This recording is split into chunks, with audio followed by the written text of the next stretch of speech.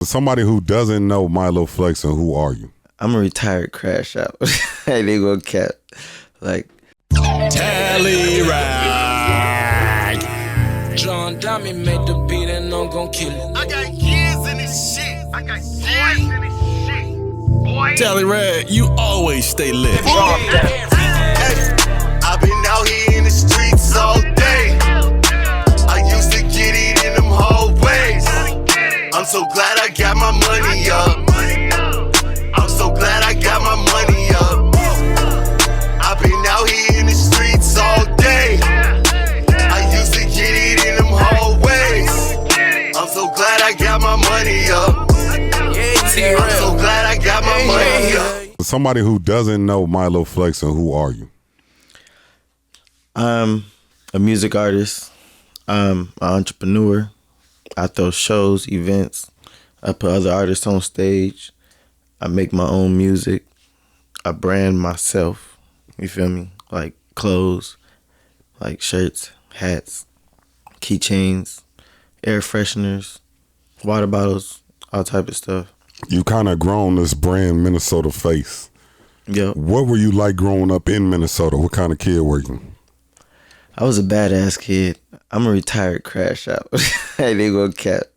Like, I love that I got something going for myself, and it's just a different life than what I used to. Because before I made music, I used to dance a lot, but I was a hothead because I went through a lot of shit, you know. Like, when I was like 16 through 19, I went through some homeless shit, and I ended up getting my own shit and been on my shit ever since. Like, so I just had a hard upbringing, and I was a hothead because I used to live out in Vegas too, and it was a lot of movements and shit out there and shit, gangs and shit. And me and my friends, we had our own little shit called P&L, Packing Never Lacking, because a lot of motherfuckers, we just fought back then. We wasn't want all this switch cheese shit. Like, we was, you know, we was still back in the day. So we was throwing hands and shit a lot. So when I got back to Minnesota, there was a lot of hothead shit going on, so I had to become a hothead too, damn near. I'm over here carrying the Glock with a drum on it every day and shit, like all type of shit. Got taking my bag on the way to work and shit, like just crazy shit. But So I don't you do said, that shit no more. It's just, that's the old me, you feel me? you said you were a retired crash out. I like that. You said you grew up in Vegas a little bit. Tell us a little bit about Vegas, man. Was you staying with different family members? That's why you went back and forth, or what was Vegas like? Honestly, my mom moved out of there. My mom moved out there out of nowhere, and then my grandma wanted to go too. So once my grandma wanted to go, we was like, fuck it, we all gonna go down there. We had like a 5-bedroom house on the corner. It was nice as hell. I went to school out there. It was nice as hell. You could choose from regular lunch or pizza every day. Promise you. I'm a pizza head ass nigga. I chose pizza every day. This shit was good. It was hot as fuck. Like, I definitely got dark out there, you feel me? But at the end of the day, it's good vibes, it's good people. I got brothers out there that I still go see to this day. Back So it out sounded there, like it you was feel me? good vibes and good times in Vegas. Yeah, for sure. The but you strip, just- the Fremont, all that shit be fun and shit, but it do got a little certain smell to it. And yeah, like Vegas got a smell to it. You'll walk through a little dirty bubble or some shit. Like, I've been noticed that shit because I was living out there for a good like 2, 3, 4 years. Okay. I ain't It's never fun been to out there. Vegas before, man. I'm definitely, I mean, I've been to Vegas a couple of times. I've never been to Fremont in Vegas before. Yeah, So. Fremont dope. I just went out there. I actually got a few videos of motherfuckers turning up to my music. Oh, Sorry Fremont. Not Sorry being played on Fremont. That's dope. That's dope. So what's the transition then from Vegas back to Minnesota like? You know what I'm saying? Because it seemed like, you know, Vegas is hot all the time, 5-bedroom house. Then you got to come back to this place where it's cold 7 months a year. Don't nobody like That's nobody. real, but yeah, Like, you know, I what was the noticed transition? that. Like, I ain't gonna lie. I feel like it's a lot of opportunities out here. So people don't understand is that's why it's so many artists, because there's so many opportunities. You go to Vegas, it ain't performance opportunities like there is out here. Show opportunities, club opportunities like it is out here.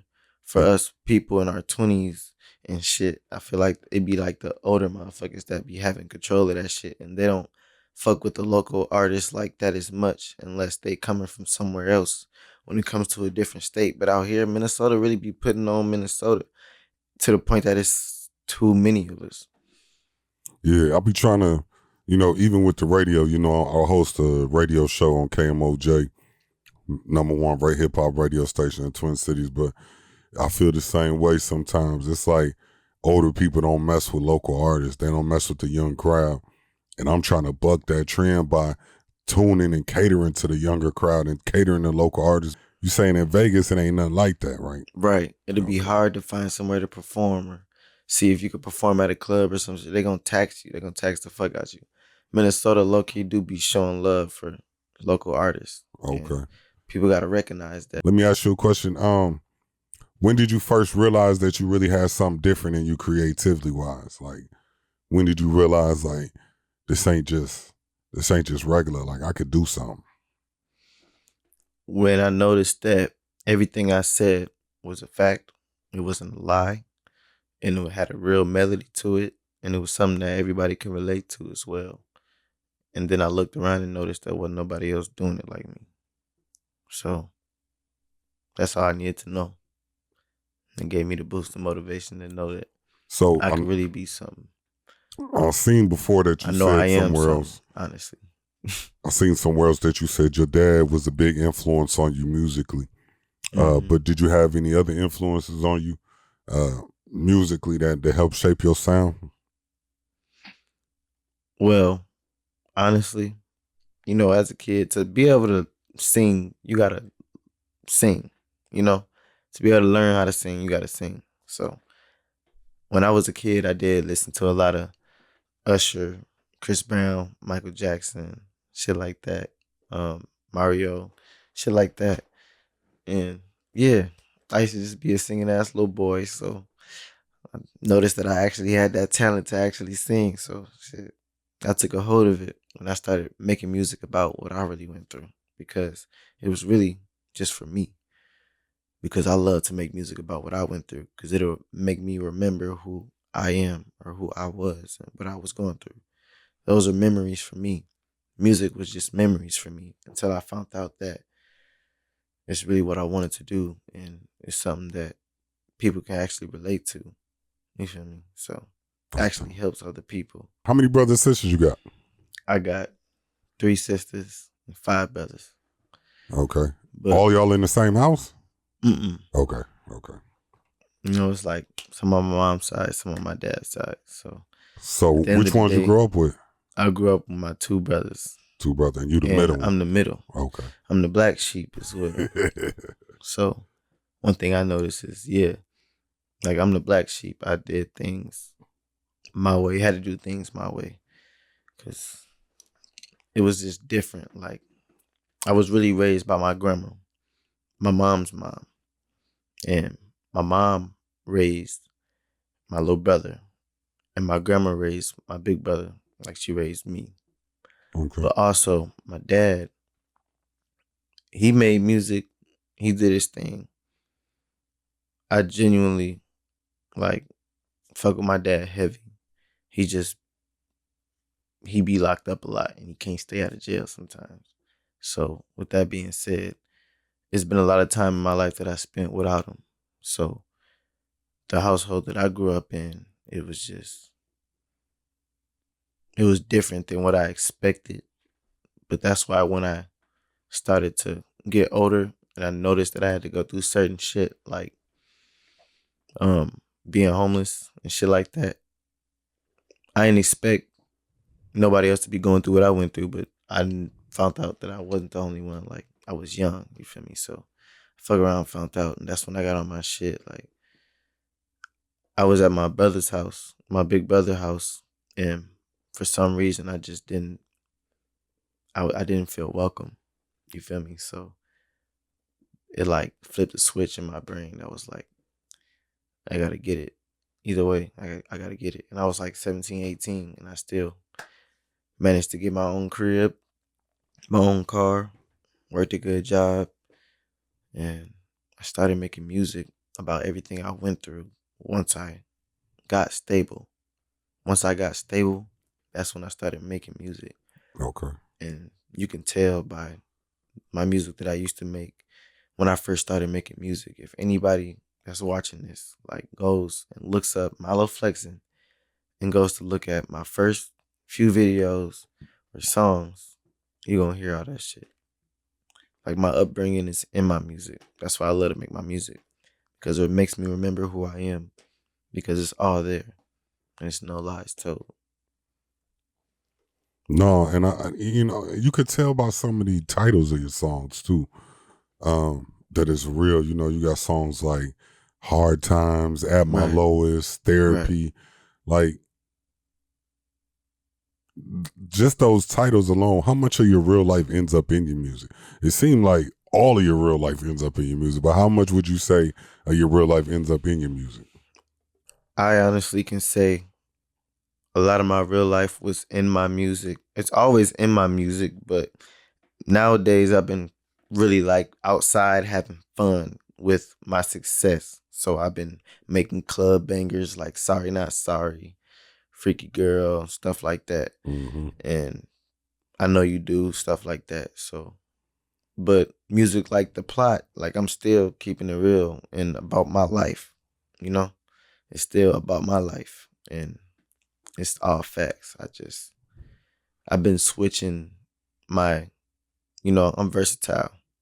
So I just been switching it up a little bit because I've been doing a little more performing than just talking about what I've been going through. Because Right. I ain't been going, my bad. I ain't been going through the same things I used to be going through. Right. So your music naturally progresses with you. Right. It's progressing with my lifestyle. Yeah, that's dope. Overcoming homelessness, overcoming, parents incarcerated, at times single family homes, being raised by your grandmother, but seeing your mom every day, but she not really raising you, or seeing you when you can, and then you see her raising your little brother, and then you got 5 other brothers on this side of or 2 other brothers and sisters over here. You know what I'm saying? Mm-hmm. Like, it's just a lot, and a lot of people go through that, and then just to know that it gets even deeper than that from your grandfather and the family bloodline. Right. Just all transparency, my dad and your grandfather is real life brothers, but they never grew up in the same household. And I don't even know how that story go. That's crazy. Like, I don't even know how that story go. But my Grammy, who I grew up, going to her house all the time, Grammy house on Marshall, we was there all the time. And I got 7 aunts and uncles. But really, I got 8 aunts and uncles. You know what I'm saying? And your grandfather was the only child, like, not raised by my grandmother. And I'm just now finding this out at a grown-ass age. You know what I'm Me saying? too. Like, nobody knew. So just knowing, like, how deep this family trauma is, and trauma does go from generation to generation, and seeing how you came up out of it and how you found stability and you start making music is kind of like a therapy also, you know what I'm saying? The music is definitely my therapy. And letting your words out, it's dope. And I think that you breaking generational curses, because I'm pretty sure when you have yours, they gonna know who their dad is. Facts. You know what I'm saying? I'm pretty sure you ain't gonna be it ain't gonna be no in and out, Right. Yeah, I went to prison, and my son was first born, and his first year of life, I was in jail pretty much. So he used to come visit me in prison. And I mean, he was learning how to walk and all of that stuff. So one week he'll come visit me, he can't walk. Then the next week he come and he can walk and stuff like that. So going through that, I made a promise to myself, I don't care how broke I am, I ain't gonna never go back to jail, because being in your kid's life is probably more important than making a couple of dollars, man. So just knowing your background and going through your story, I appreciate you sharing a little bit with me. But we can move on. Let me talk about, you said you're a dancer and a singer and a rapper, and dancing came first. What comes natural? Dancing, singing, rapping, what comes naturally to you? Naturally, it used to be dancing. Dancing. But now, naturally, just my R&B.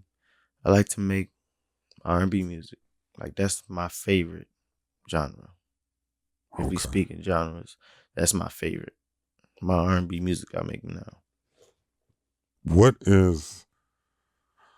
song have you made that's the most personal to you? And what's the story behind it? And it's called So Many Years, and the cover art picture for it is me at my grandpa's gravesite. My grandpa on my dad's side. Okay.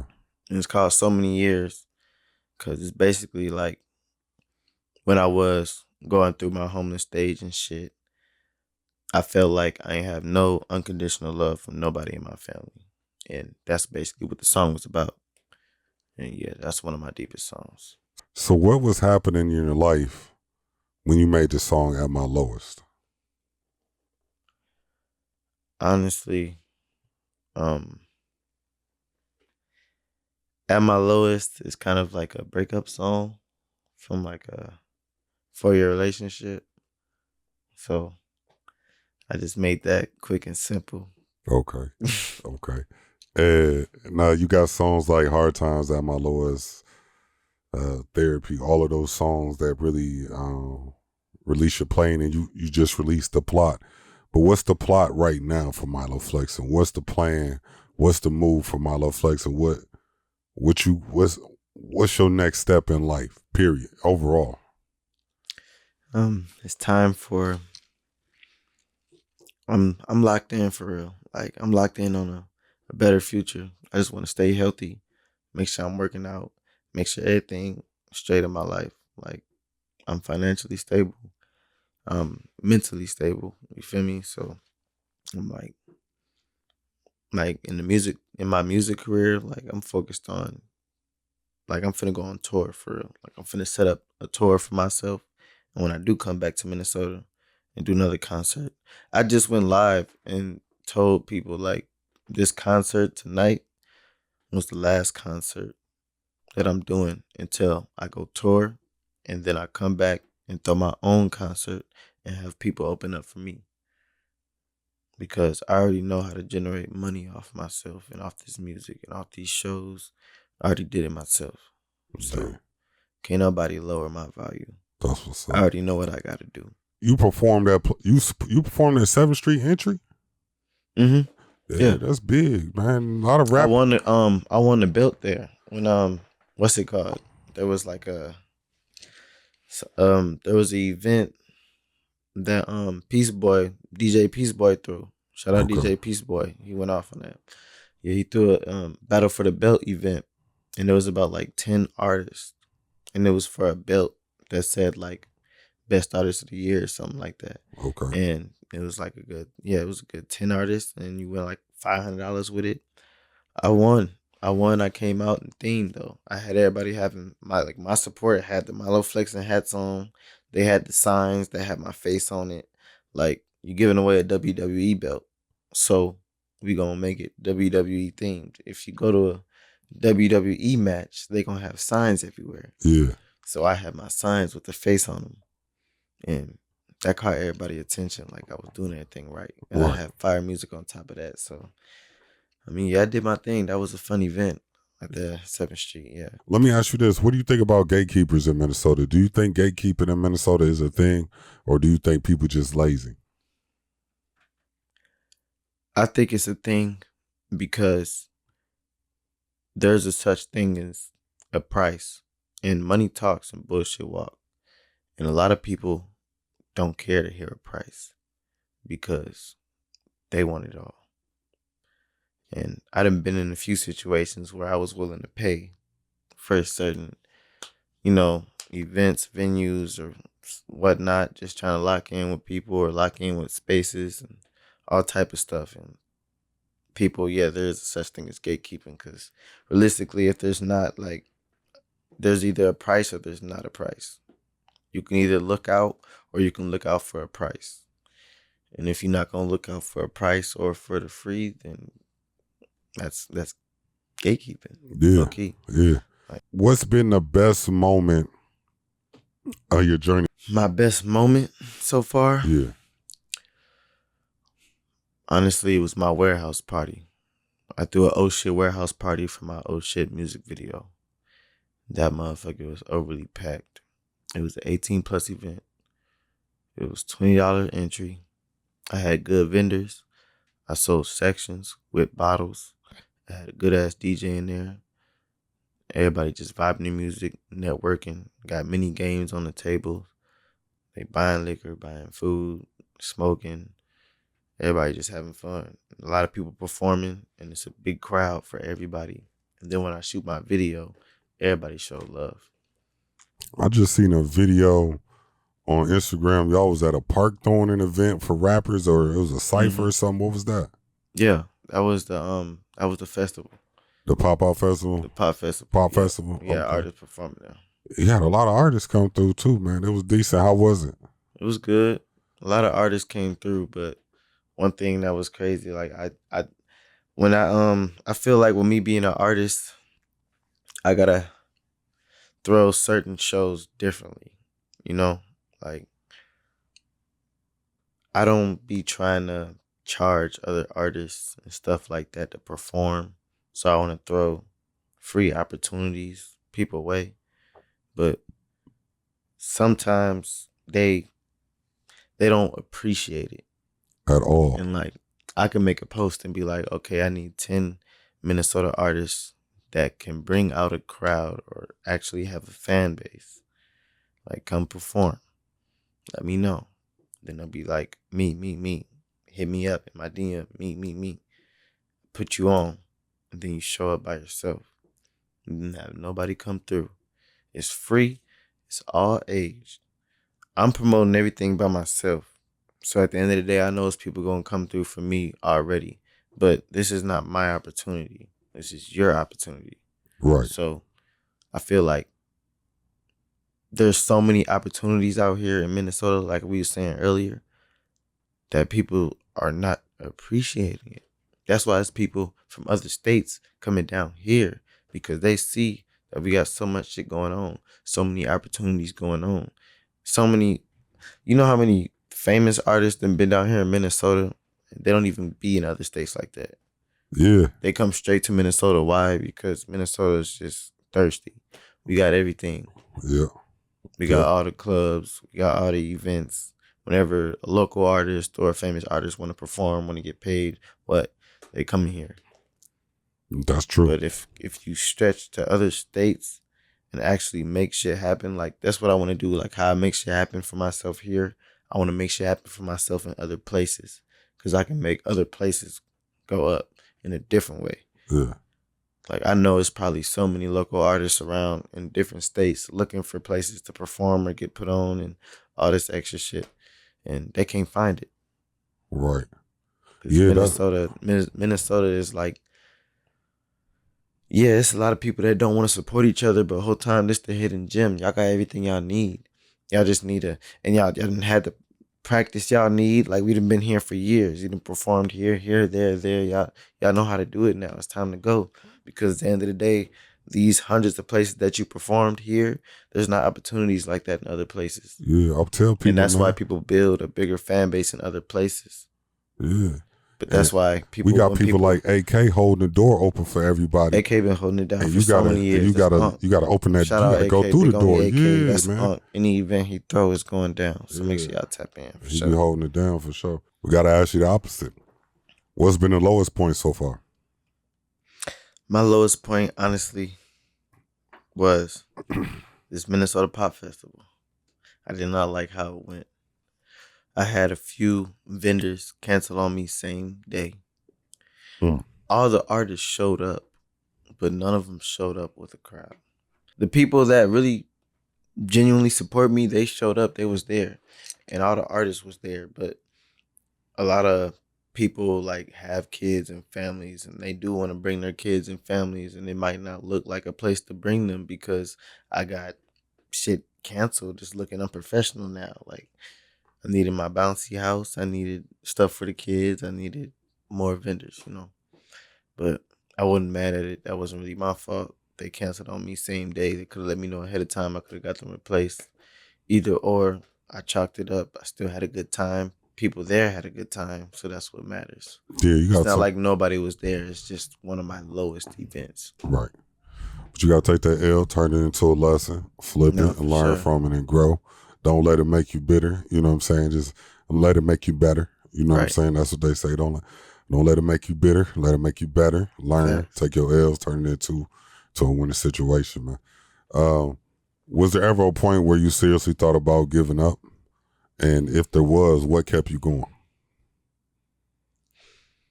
Yeah, there was a few times I felt like giving up. And honestly, I can't even remember what it was because I just been motivated on knowing that this is who I am. Like what kept me going is me knowing like this is who I am. Milo Flexin. Um, Everything that I speak on in my music is really who I am. So, and people can relate to it. People vibe to it.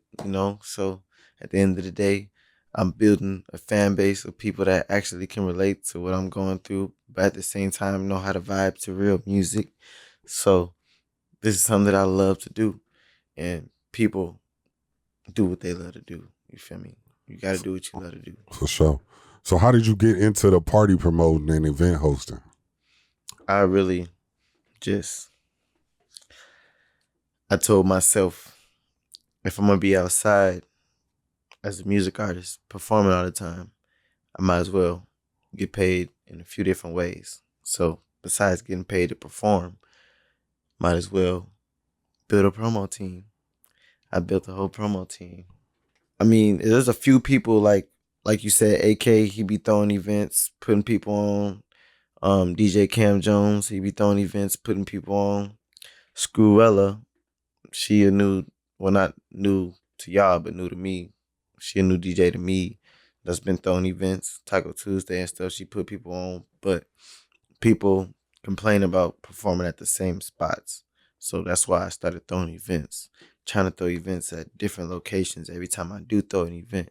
So it can just be good vibes and people know that it's Something a different new, location, right. it's a different crowd, stuff like that. You feel me? Okay.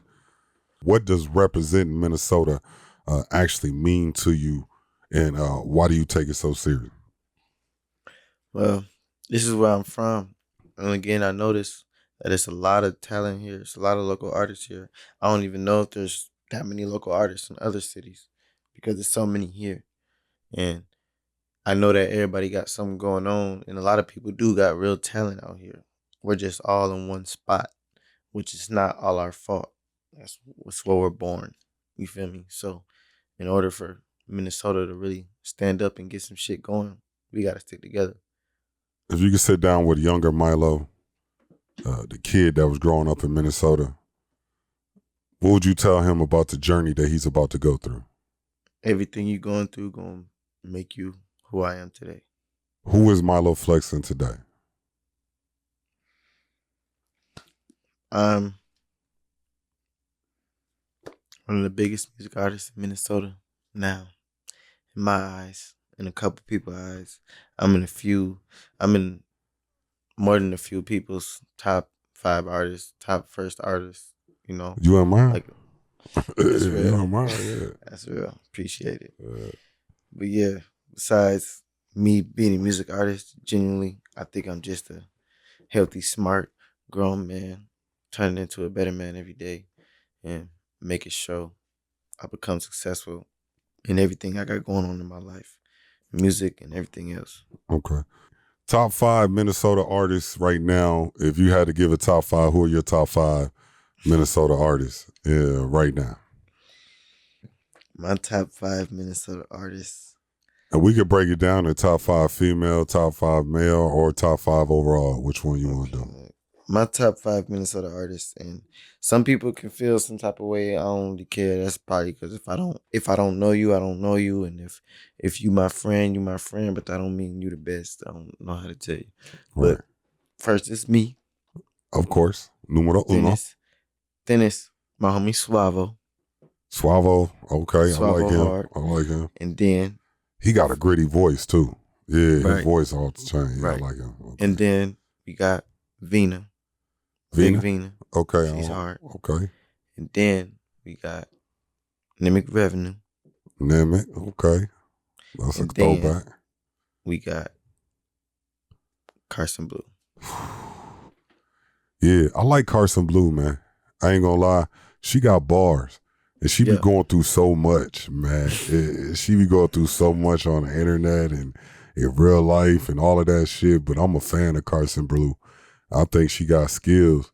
And, you know, it's hard being a little pretty bitch sometimes. You know what I'm saying? It's hard because there's a lot of shit come your way. You know what I'm saying? But goddamn, she can rap her ass off. You ain't never question that shit. You ain't never question that shit. Facts.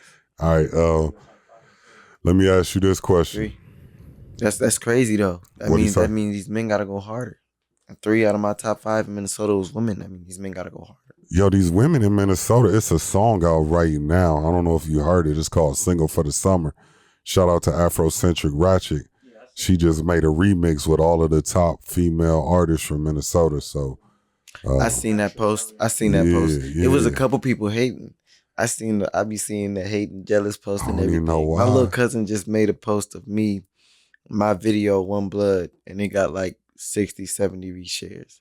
I seen so much support that I seen a little post of motherfuckers laughing, talking about who is he, and then in the comments they just laughing, talking shit. And as soon as I get in the comments, they're like, "Oh, I didn't know that was you. Oh, I fuck with you. I fuck with your music." Hey, let me give you some game, You man. looking dead at me. This some game from an OG, right? On the internet, everything good. The hate and the love. Any publicity is good publicity. Hate, because think about it, every comment count. Every reaction count. You know what I'm saying? Right. And if they feel some type of way because they could have just scrolled past your shit. Think about it, they could have just scrolled past your shit and not said nothing. But they hated it so much, they had to stop, pull out their comment joint, type the shit, then press send, look at the shit over again. You know what I'm saying? Like, yeah, so like if you made somebody feel that type of way, whether it be good or bad, up or down, left or right, you made them feel a type of way, man. And on the internet, all impact is good impact. Right. You know what I'm saying? And sometimes, like, especially on different apps like Facebook, like, if I post this interview right now, we ain't talking about no drama. So Facebook ain't going to go because Facebook all about drama. But if I post this shit on TikTok, it'll go because TikTok show love. You know what I'm saying? And you see that Instagram too. Like, every platform got their own different motion and movement and algorithm that's go by. So I just say, you know, even everybody take the know hate Facebook and the love for drama now. That's all it is, though. You know what I'm saying? Because they're not promoting nothing else. That shit's not gonna come up on your timeline, right? If I post, I love everybody, read Psalms 37:42 today, that shit, nobody gonna see that shit. But if I say, fuck this bitch ass nigga over here, name Jamal J, that nigga ain't shit. Nigga, that shit coming on everybody's timeline. Then everybody gonna be like, who the fuck is Jamal J? Like, everybody gonna be under that. Feel me? So that's just how that shit is, man. So I say take it though, you know what I'm saying? Because any engagement is engagement. And the more engagement you get, the better it is. And you could take that negative shit and you could turn around and flip it and be doing positive shit. And these motherfuckers is gonna come back every day looking for the negative, but they gonna stick around for whatever else you giving them, you know what I'm saying? As long as you're consistent, they gonna stick around. So that's real. Yeah, man. All right, man. I thank you for coming through today, man. Thank you for chopping it up with me, having a conversation, man. For sure, fam. Our cousin / uncle / manager, latest hill. This nigga over here, man. Hold on, we're gonna put this nigga on camera, man. Right now, we got you. What's up, Will? Man, your microphone work, man. Say something real quick. What's up with it? What's up, bro? How you feeling? Man, I can't complain. Nobody listens, so I keep it to myself. You hear That's me? Right. How proud are you right now? Milo, man, and the movement that he got going on, man. Man, the movement he got going on is one that I've never witnessed before. The amount of talent, the amount of growth that he's going through from when he was in the beginning of doing this to where he's at now, it just shows that he's looking to take this globally. To say this is no longer Minnesota face, this gonna be worldwide face in a little bit. That's the plan. That's the goal. Fact. You know what I'm saying? My job is, I don't talk it if I can't walk it. Real talk. So that's what I'm doing. I'm gonna walk my man through everything that we got coming up and we got planned. And the future's bright for the kid. He ain't the face of Minnesota for nothing. No, that's real. That's real. Let me ask you this, because you an OG in this game and you done been in the streets for a minute. what advice would you give as an OG? Because anytime I sit down with somebody that's an OG in the game, I gotta ask two questions. What would you tell yourself as a younger person? But more importantly, what kind of advice would you give to the next generation coming up? And this is life advice. This ain't even just about movie. This is just about period. What kind of advice would you give to the next generation coming up? I would tell my younger self, have some patience, have some grace, and literally take your time and enjoy everything that life is going to throw at you or going to come with. As far as the next generation, you know, same message, but with the music or the entertainment, I would tell them consistency is key. You know what I'm saying? Stay consistent. Stay in people's faces. Stay relevant. And that don't mean doing dumb shit. You know, it just means just make sure that the persona that you putting on or the persona that you are remains that way no matter where you are, what you're doing, what kind of show, how many people's in the show, any of that. You got to get the same performance, the same energy every single time. Stay away from the drama. I know drama sells, but drama does not equal longevity. So I would just tell them just to stay consistent. You know, work hard. If you want it, go get it because it's out there. For sure. Appreciate y'all coming through today, man. Any last words, Milo, man, before we get up out of here? Man, I just want to let them know. Look me up on all platforms. You can even Google me if you want to. Milo Flexin, all platforms. Mr. Minnesota Face. Let's do it. Google me. Tally rag. John Dummy made the beat and I'm gon' kill it. I got years in this shit. Boy. Tally rag, you always stay lit. Hey, I've been out here in the streets all day. I used to get it in them hallways. I'm so glad I got my money up. I'm so glad I got my money up. I've been out here in the streets all day. I used to get it in them hallways. I'm so glad I got my money up. I'm so glad I got my money up.